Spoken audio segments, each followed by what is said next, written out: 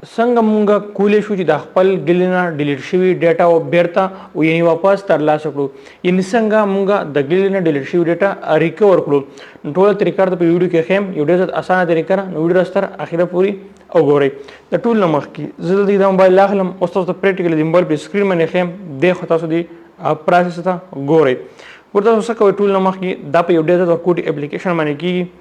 دلته به تاسو راشئ، ګورئ دلته پلی سټور ته داسې دلته تاسو سرچ کړئ، دا وګورئ ډیسک ډیچر.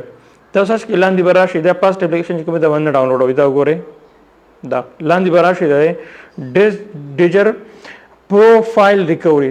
دا کوم اپلیکیشن چې دی دا به تاسو ډاونلوډ کړئ. دا یو بیا دې تاسو ډاونلوډ کړئ، سره بیا هم دې کار نه کوو، بیا به تاسو راشي ګوګل ته، په ګوګل کې به سرچ کړئ ډاونلوډ ډیسک ډیچر فرو موډډ اے پی کې. یو موډ اے پی کې چې کوم هغه تاسو ډاونلوډ کړئ فول انلاک د ګوګل نه، بیا به سره هغه باندې ریکور شي. هول تاسو به ټرای وکړئ، دا هم ریکوري کوي. نو ګوره څه به وکړئ، تاسو ټول نه مخکې د اپلیکیشن موږ ډاونلوډ کړو، دا ګورئ دا به داسې دې نه موږ انسټال کلیک کړو، دا به موږ سره ډاونلوډ شي.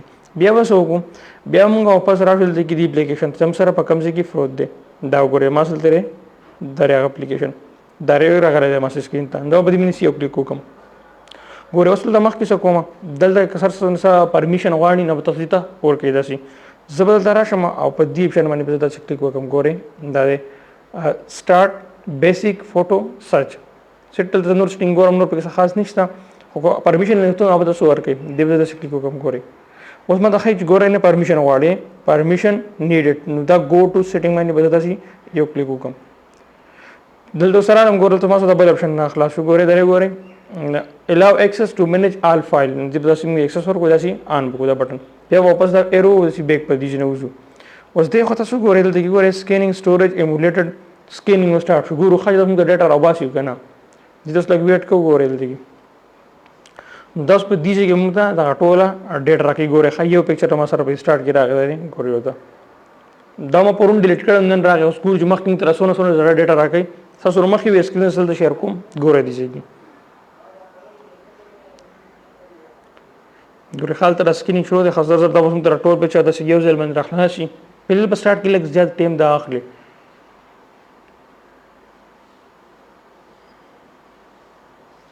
په دې کې سره ته خلک چې هم څه ډیټا رالی چې کوم څه په ګیلری کې پرته وي الریډي، نو دې کې خاص څه پکچر داسې هم راځي چې په ګیلری کې سبي بیا هم راولي.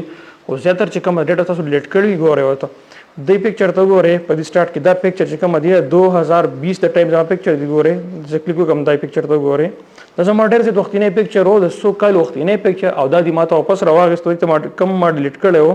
دې خو دې بل پکچر ته ګورئ دا زما ډېر پکچر و چې دې ما ته اوس ریکور کړه. ګورئ دلته لاندې ځم، ګورئ دلته ګورئ ډېره زیاته وختینی کومه ډیټا چې وه دې ته ګورئ دا زما د 100 کال وختینی بل پکچر و. دا دی دا یې ما ته راکړو. ګورئ څونه پخواني زما د 100 کال ډیلیټ شوي کومه پکچر چې و هغه ټول دې ما ته راکړه. دې ګورئ دونه ډېر پکچر دې ما ته ریکور کړه. دا شي ګورئ او لاندې د پروسس روان دي. ګورئ نور پکچر ته مزید ریکور کوي، دا پروسس روان دی.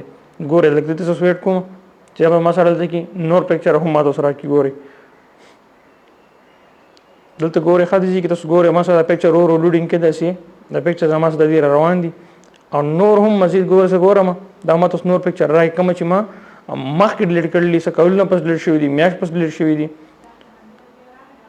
ګورئ تاسو ګورئ 265 فایل چې کوم دي 265 پکچر دې ما ته ریکور کړل. دې ته ګورئ دا فایلونه روان دي ما ته ریکورینګ کوي. نو په دې طریقه سره تاسو کولی شئ چې خپله ډېره زیاته زړه ډیټا ډیلیټ شوي فوټو کوم تصویران چې وي هغه تاسو ریکور کوي.